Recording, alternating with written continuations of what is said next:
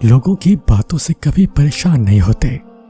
لوگ تو ہمیشہ تمہیں گرانے میں لگے رہیں گے، ہمیشہ تمہارے زوال کے خواہش مند رہیں گے، لیکن تم نے کبھی ہمت نہیں ہارنی ان کی باتیں سن کر. وہ اللہ سب دیکھ رہا ہے اور سب کچھ جانتا ہے. اس کی نظر سے کچھ چھپا ہوا نہیں. لہٰذا حالات کیسے بھی ہو کبھی مایوس نہ ہونا اور بس اللہ پر مضبوط توکل رکھنا. اگر تمہاری زبان ایک ہی دعا بار بار دہرانے سے نہیں تھک رہی تو یہ قبولیت کی نشانی نہیں تو اور کیا ہے؟ دل کو ایک امید کہ ہاں اللہ ضرور سنے گا، یہ قبولیت کی نشانی نہیں تو اور کیا ہے؟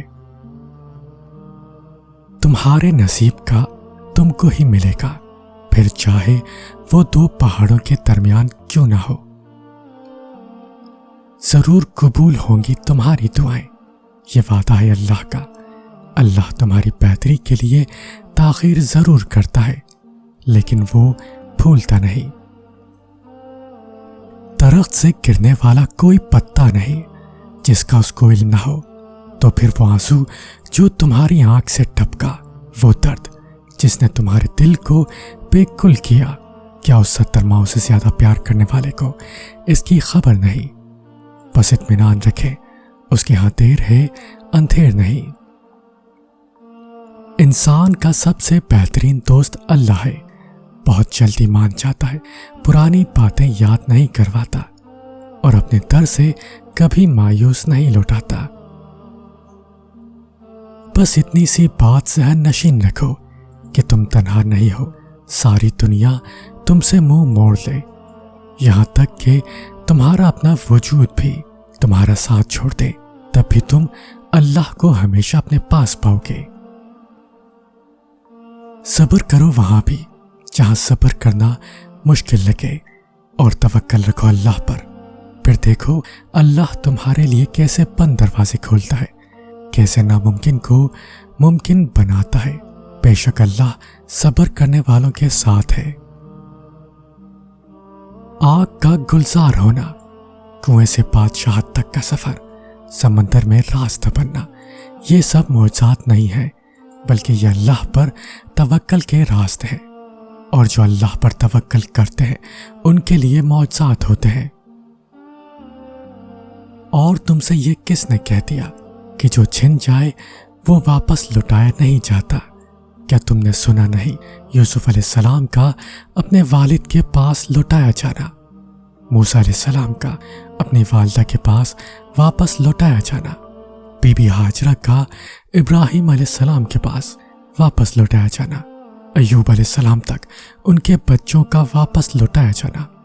اللہ تم تک ہر چیز واپس لے آتا ہے، بس وہ ان چیزوں کو تم سے دور اس لیے کرتا ہے کیونکہ تم ان چیزوں سے اتنی محبت کرنے لگتے ہو جس کا حقدار صرف اللہ ہے. وہ اسی چیز کو تمہارے لیے وسیلہ بنا دے گا جو تمہارے لیے مایوسی کا سبب بنی ہوئی ہے. تمہارے نصیب میں جتنے بھی معجزے ہیں سب اللہ نے سنبھالے ہوئے ہیں. انتظار کر لو تھوڑا سا کہ وہ آنے والے ہیں. وہ تمہیں کبھی گرنے نہیں دے گا، وہ تھام لے گا تمہیں، چاہے ہوا کتنی ہی مخالف کیوں نہ ہو. وہ تمہیں مڑنے نہیں دے گا، چاہے اندھیرا کتنا ہی گہرا کیوں نہ ہو. انسان اللہ کی محبت کو بہت دیر سے سمجھتا ہے، پھر جانتا ہے کہ وہ ہم سے اتنی محبت کرتا ہے کہ ہمیں ہمیشہ بہتر سے بہترین عطا کرتا ہے. بس ہم ہی ہیں جو ضد پر اڑ جاتے ہیں، اس کی نافرمانی کرتے ہیں، ورنہ اس کے اختیار میں کیا نہیں ہے. وہ اگر چاہے تو ایک نافرمانی پہ ہمیں آسمان سے زمین پہ دے مارے، مگر وہ ایسا کرتا ہی نہیں. اس کی رحمت اس کے غضب سے بہت وسیع ہے. کبھی مڑ کر ماضی کو دیکھو تو تم جانو گے کہ اس نے تمہیں کب کب اور کہاں کہاں سنبھالا. جب تم بالکل اکیلے تھے تب کہاں کہاں پہ اس نے تمہارا ہاتھ تھاما. جس کے تم قابل بھی نہ تھے اس سے بڑھ کر تمہیں نوازا۔ جب تمہارے پاس کوئی راستہ نہ تھا تو کیسے اس نے ناممکن سے ممکن کے وسیلے پیدا کیے۔ جب انسان یہ بات سمجھ جاتا ہے تب سارے شکوے ختم ہو جاتے ہیں، پھر معجزے ہوتے ہیں، پھر گمان یقین میں بدلتے ہیں۔ اللہ کی محبت صرف محبت نہیں، بالکل امید ہے، ایسی امید جس کو زوال نہیں۔ آغاز تلخ ہے تو کیا ہوا، تمہارے رب نے اختتام تمہارے لیے بہت خوبصورت لکھ رکھا ہے۔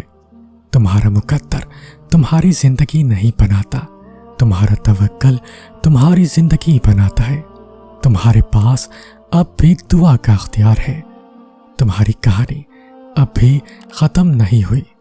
تمہاری توفیق ہی قبولیت کی سب سے بڑی دلیل ہے۔ تمہارا صبر گواہ ہے کہ تمہارے لیے کن فیکون لکھا جا چکا ہے، اور تمہارے صبر کا صلہ اب تمہیں مل کر رہے گا۔ معجزوں کی منزل تک پہنچنے کے لیے صبر و شکر کے راستے سے گزرنا پڑتا ہے۔ اپنی رضا کو چھوڑ کر اپنے رب کی رضا میں راضی ہو جانا پڑتا ہے۔ انتظار کی اذیت کے بعد ہی تو یعقوب علیہ السلام کو یوسف علیہ السلام سے ملوایا گیا تھا۔ جسے سزا سمجھ رہے ہو اس دیری میں تمہارے لیے بہتری چھپی ہے۔ جب آپ شدید پریشان اور اداس ہو اور اچانک کہیں تسلی بخش الفاظ پڑھنے کو مل جائے تو سمجھ جائے کہ وہ رب آپ کو اشارہ دے رہا ہے کہ میرے بندے پریشان مت ہو، میں تیرے ساتھ ہوں۔ تہجد کی دعائیں جب نصیب کے روبرو آ کر کھڑی ہو جاتی ہے تب کچھ بھی ناممکن نہیں رہتا، تب چار سو کن کی صدائیں گونجتی ہیں۔ تم صبر کی انتہا پر ہو تو سنو اس کی مدد بس پہنچنے والی ہے۔ تمہاری یہ بہائے ہوئے آنسو اس نے قبول کر لیے ہیں۔ تمہارا سجدوں میں اس کو پکارنا اسے پسند آ گیا ہے۔ وہ بس اب راضی ہو گیا ہے تم سے۔ تمہارا نصیب اب بہت جلد بدلنے کو ہے۔ تمہاری بے رنگ زندگی میں اب وہ رنگ بھرنے والا ہے۔ اب تمہارا گھر بھی خوشی کے پھولوں سے مہک جائے گا۔ یقین کرو تم اپنی دعاؤں کی قبولیت جلد دیکھو گے۔ زندگی میں بہت ایسے موقع آئیں گے جہاں تمہیں وہ حالات سمجھ نہیں آ رہے ہوں گے، مگر تم اللہ پر توکل رکھنا اور دعا جاری رکھنا۔ کبھی کبھی جب تمام دروازے بند نظر آتے ہیں وہیں سے ہی قبولیت کے دروازے بھی کھلنے ہوتے ہیں جن کا تم نے تصور بھی نہیں کیا ہوتا۔ اگر تم معجزات کی تلاش میں ہو تو سنو، معجزے تب ہوں گے جب تم اپنے رب کی قدرت پر اندھا اعتماد کرو گے، جب تم سب وسوسے نکال کر یہ یقین رکھو گے کہ وہ رب کوئی نہ کوئی راہ نکال ہی دے گا، جب تم خود کو اس کی رضا میں مکمل ڈھال دو گے، جب تم اس کے آگے سر تسلیم خم کر دو گے، جب تم اپنی خواہشات سے زیادہ اس کے حکم کو اہمیت دو گے، اور اس کے بعد تم اپنے نصیب کے معجزے دیکھ پاؤ گے۔ ہو کر مایوس تم اگر پھر سے جینے آئے ہو تو ضرور تمہیں اس کا سہارا ملنے والا ہے۔ معجزے تو ان کی دعاؤں کے لیے ہوتے ہیں جو اللہ سے مانگ کر پھر کسی سے نہیں مانگتے۔ صبر وہ سواری ہے جو کبھی اپنے مسافر کو گرنے نہیں دیتی، چاہے راستے کتنے ہی کٹھن کیوں نہ ہو۔ تم جب سب ناممکن ہوتا دیکھ کر بھی صبر کرتے ہو تب اصل میں تم معجزوں کی طرف ہی بڑھ رہے ہوتے ہو۔ وہ فرماتا ہے، یقین رکھو میری مصلحتوں پر، میں مایوس ہو جانے والوں کو راستہ نہیں دکھاتا ہوں۔ وہ کن کہتا ہے اور معجزے ہو جاتے ہیں، وہ کن کہتا ہے اور تکلیفیں نعمتوں میں بدل جاتی ہیں، وہ کن کہتا ہے اور تمہارے آنسو سکون میں بدل جاتے ہیں، وہ کن کہتا ہے اور ٹوٹے دل جڑ جاتے ہیں، وہ کن کہتا ہے اور دروازے کھل جاتے ہیں اور راستے آسان ہو جاتے ہیں، وہ بس کن کہتا ہے اور چیزیں ہو جاتی ہیں۔ مایوس مت ہو، دل سے نکلی ہوئی ایک دعا ہر گمان کو یقین میں بدل دیتی ہے، اور اللہ تمہیں خواب تب دکھاتا ہے جب وہ ان کی تدبیر پر راضی ہوتا ہے، ورنہ اگر اس نے تمہیں وہ نہ دینا ہوتا جو تم مانگ رہے ہو تو کیا وہ تمہیں کبھی دعا کی توفیق دیتا؟ جو تمہیں ناممکن لگ رہا تھا ممکن ہے، وہ دعاؤں کی قبولیت اللہ نے اس مہینے میں رکھی ہو۔ دعا، صبر اور اللہ پر یقین رکھو۔ آزمائش کے بعد جب تم اللہ کے قریب ہو جاتے ہو تب وہ تمہیں ایسی اندیکھی طاقت دے دیتا ہے کہ تم ان تمام حالات سے نڈر ہو کر لڑ جاتے ہو جو تمہاری نظر میں ناممکن ہوتے ہیں۔ جانتے ہو وہ تمہیں اتنی ہمت کیوں دیتا ہے؟ کیونکہ جب تم اس پر یقین رکھتے ہو تب وہ تمہیں یقین کے معجزے دکھاتا ہے۔ جب تم اسے اپنے لیے کافی کر لیتے ہو تب وہ تمہارے لیے کافی ہو جاتا ہے۔ اللہ کا بندہ اللہ سے ناممکن کو ممکن کروانے کی امید لگاتا ہے، کیونکہ اسے معلوم ہوتا ہے کہ اس کے رب کے لیے کچھ ناممکن نہیں۔ وہ جو چاہے جب چاہے کر سکتا ہے۔ کائنات کی ہر شے بس اس کے ایک کن کی منتظر ہوتی ہے، اور جب وہ کہتا ہے ہو جا تو پھر ہو جاتا ہے۔ بس تم ہمت نہ ہارو اور خود کو اکیلا نہ سمجھو۔ اللہ تمہارے ساتھ ہے، وہ تمہاری زندگی سے سارے غم، ساری مشکلات اور تکلیفیں ایسے نکال دے گا کہ تم حیران رہ جاؤ گے۔